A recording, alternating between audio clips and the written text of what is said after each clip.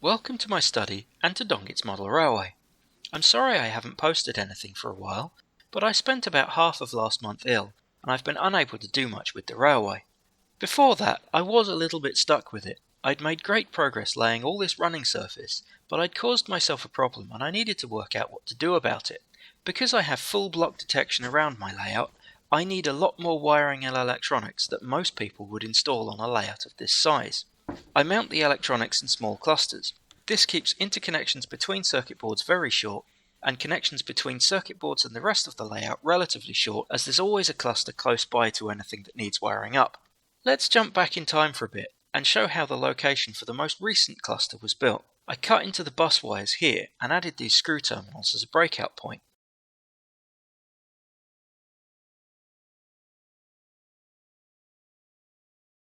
The plan was to mount a board on the front side of the layout at this location, as there is space behind it between the front rail and the start of the lower baseboard.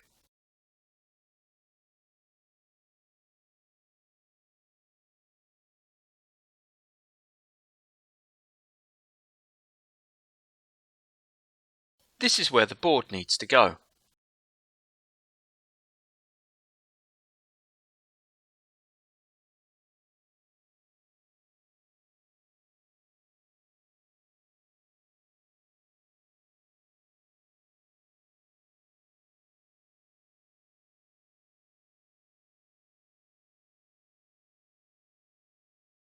The first cut of the board was overlong and not quite square, so I marked both board ends while in situ.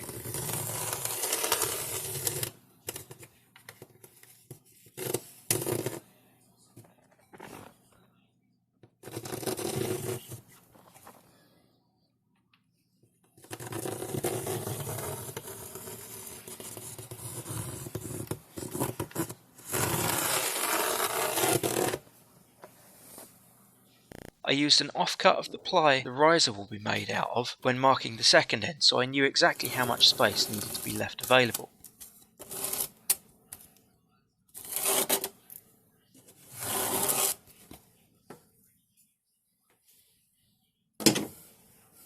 Having trimmed some from one end though, the amount trimmed from the second end isn't exactly this much, but this line is at least parallel to the one I need to cut along.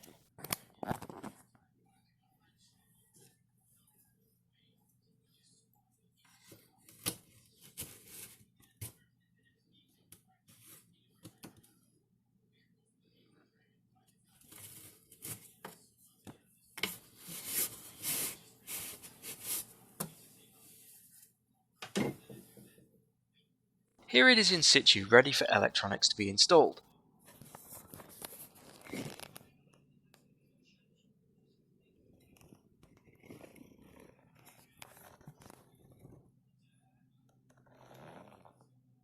The electronics I am installing in these clusters are a mixture of Merg kits and custom designed boards I had made for me by my channel sponsor PCBWay. Check out the linked video here for a more in-depth look at using PCBWay's service to create a custom PCB to generate the ABC braking signal required to stop trains at signals. PCBWay also have more involved services than plain PCB production, including full component assembly services, CNC machining and 3D printing. There's a promotion on at the moment on the component assembly service with a $30 cap on the assembly portion of orders up to 20 PCBs. I've got a future project in the works at the moment which will make use of this service. Subscribe to my channel if you're interested in seeing this when it comes out. Ring the bell if you want a notification when a new video is posted. Anyway, back to the layout, and I'm sure a load of you are already in the comments telling me exactly what I did wrong, but for anyone who hasn't cottoned on yet, here's a closer look at a fully populated cluster I built earlier in a similar style. With the electronics mounted on the inside of these boards, it's become essentially unmaintainable now that the upper running surface is installed. If I had to replace one of these boards, it would require removing either the upper or lower track bed to get at it. That will not be possible once the track goes down on the upper level. This is the view from underneath to show you just how difficult getting in behind here is. This isn't a universal problem. Some of the locations I've put electronics in are fine. Even with the upper surface in place here, this location is easily accessible and maintainable. In fact, I pulled the top left module out from this cluster and reinstalled it without any issues, working underneath the already installed top surface the whole time. There's a video about the modifications I needed to do to this PCB, which you can find linked here.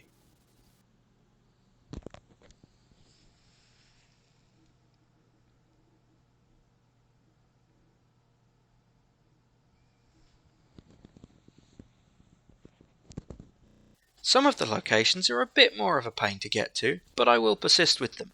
These boards under here are mounted inside the loop at the exit of the storage yard where trains start to climb the hill to the main layout. This location has a person-sized access hole here intentionally to allow maintenance of this area.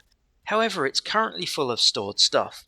It's all possible to move when I do need to get in here, and as I'll need to get in here to clear derailments or clean track in this area anyway, I don't see the electronics being here as a pressing issue I need to fix. This location seems initially fine. I used to have my power electronics here, the DCC command station, booster and USB interface.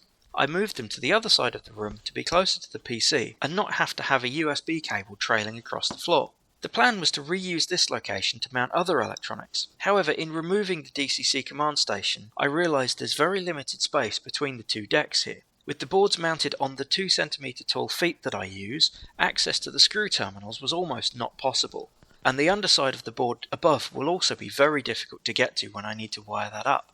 Better vertical clearance is available to the right, but only one PCB fits here. If I were to mount a board vertically here, I could put at least 4 PCBs on it without worrying about access to the screw terminals or blocking the underside of this running surface. Access to the track behind here, which is the entrance to the storage yard, would still be available from the pre-planned access hole, which allows me to get to the rear of the board at this location. The plan for this location is to push the board back to create space to mount the electronics facing forwards.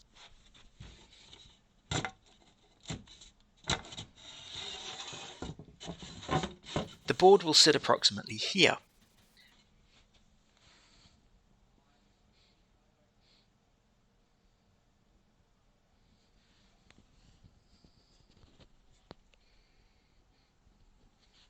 The existing screw terminals will mount to the front side.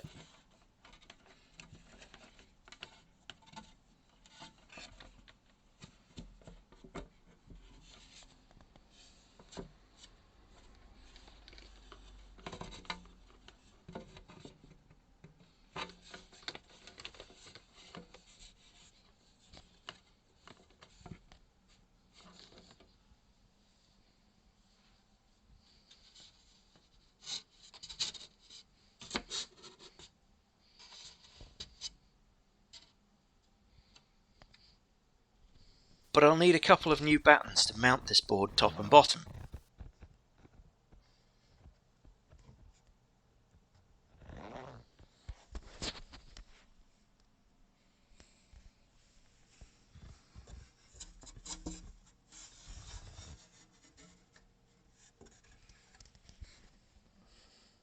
Sorry about the sound quality out here on the deck. It's not summer anymore, and I didn't realise when recording this that the mic would pick up quite this much wind noise. Let's cut a couple of battens.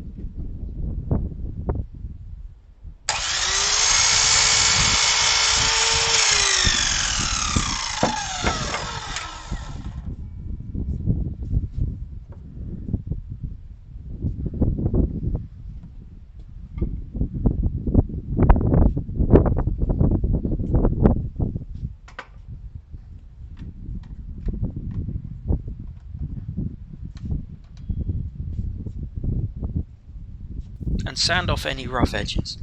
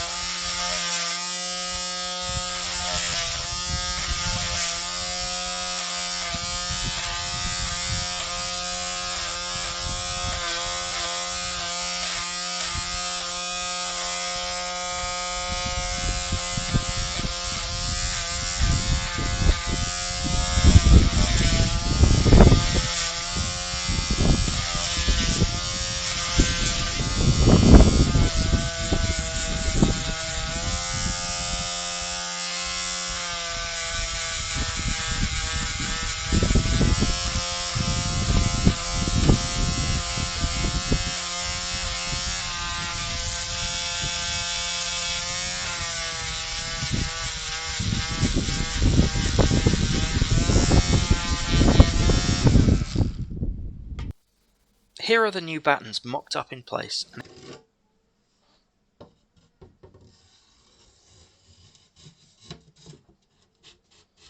and how the board will sit.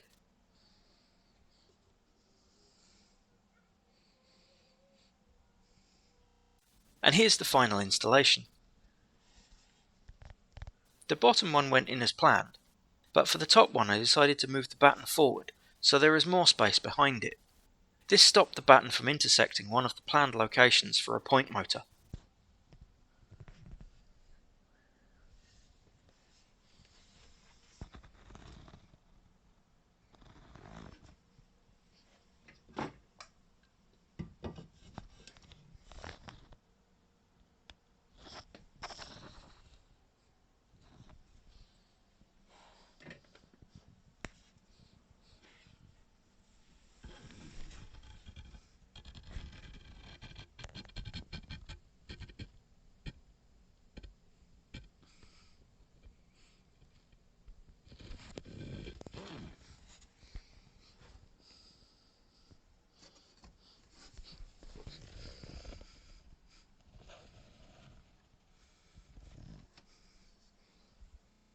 I may be able to fit as many as 6 modules in here.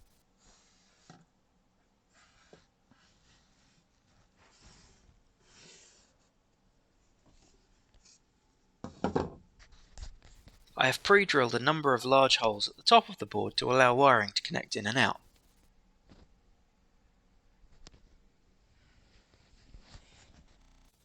At this location, the new vertical piece is in. You can see how much more access there is to the underside of the running surface by removing the old electronics board. This will make wiring this area so much easier. This last area has been my biggest issue though. Here is my first pass attempt at mounting the boards facing forwards. It still isn't really working. There's not a lot of depth here, so clearance between the circuit boards and the front rails is very low. Getting a screwdriver in here works as the screw terminals are above the lower frame rail. Getting to these plugs is okay because I can unplug them sideways and then get a screwdriver on them once they have been removed from the board. But these screw terminals here are a problem. I don't have the clearance to get a screwdriver in here and undo the terminals. The real problem here is a combination of the lack of depth with a lack of vertical height between the two frame rails. I can't cut or notch the upper or lower frame rails as they are both very much load bearing from one side of the layout to the other. However, I can get sneaky. These two front pieces here are no longer needed. Now there's a horizontal not far behind which can support the baseboard surface. With these removed, things open up a bit.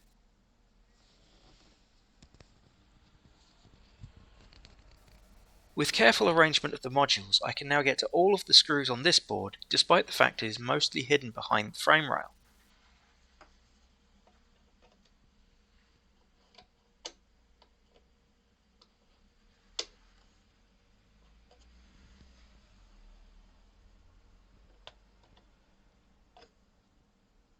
This lower board is also fully accessible.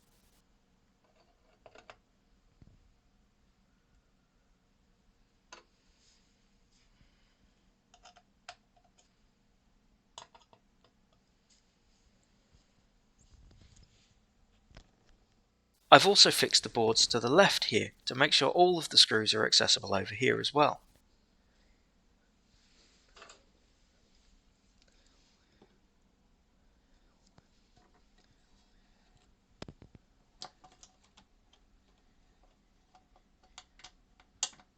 The terminal blocks I can also get a screwdriver into, although I need to go in at a bit of an angle. This works because they are not raised proud of the backboard, and the angle is lesser as a result.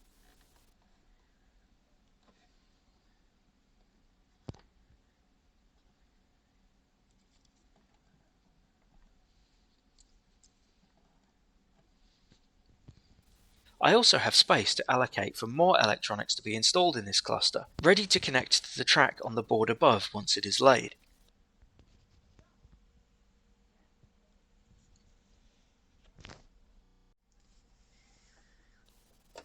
Yes, access to the terminals is still okay even with this top on. It's a little bit tight, but it shouldn't be too much of a problem. If I do find this is a massive problem, the track is a bit further back here than the front of the board, and I could cut this part of the board away. I do need to move these screws though, as there's nothing here for them to screw into anymore. They need to go into the new rail, which is further back.